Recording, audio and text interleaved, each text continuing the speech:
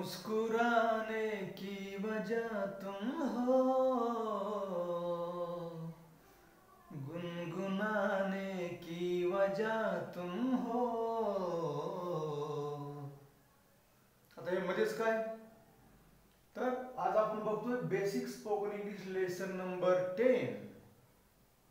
आणि हे गाणं गाण्याचं कारण पुन्हा एकदा तुम्हाला सांगतो.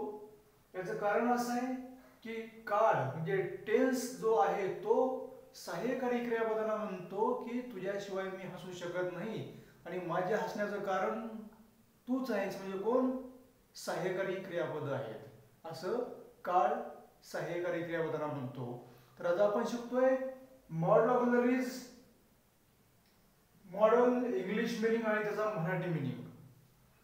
इथे आपले पहिले मॉडेल आहे मे, म्हणजे त्याचा इंग्लिश मिनिंग आहे परमिशन, तर मराठीचा अर्थ परवानगी. याचे सेंटेन्स कसे बनते, तर परमिशनचे मे हे वाक्याच्या सुरुवातीला येते, जसे मे आय कम इन सर. दुसरे आहे मे नॉट, प्रोहिबिशन प्रतिबंध, म्हणजे एखादी गोष्ट करू नये. जसे you may not make noise, तुम्ही गोंधळ करू नये किंवा गोंधळ घालू नये. वुड आणि युज्ड टू हे दोन मॉडेल आहेत. याचे इंग्लिश फंक्शन आहे हॅबिच्युअल ऍक्शन इन पास्ट, भूतकाळातील सवयीची क्रिया सांगण्यासाठी आपण याचा वापर करतो. म्हणजे याचा मराठी मिनिंग आहे करायचो, म्हणजे मी पुण्याला जायचो, म्हणजे काय सवय आहे आपली, सवय होती आपली. I would go to Pune, I used to go Pune. दोन्ही वाक्याचा मिनिंग सेमच आहे, मी पुण्याला जायचो. नीड टू, नेसेसिटी म्हणजे काय, गरज आहे, आवश्यकता आहे. आपण म्हणतो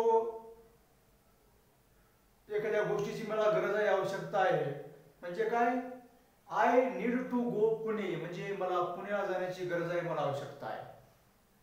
इथे शेवटचे आहे नीड नॉट टू, म्हणजे नो नेसेसिटी, म्हणजे काय, गरज नाही, आवश्यकता नाही. I need not to write homework, म्हणजे मला गृहपाठ लिहिण्याची गरज नाही, आवश्यकता नाही. तर मित्रांनो, तुम्ही अशा प्रकारचे हे संपूर्ण दृष्टिकोनदर्शक सहाय्यकारी क्रियापदे आहेत.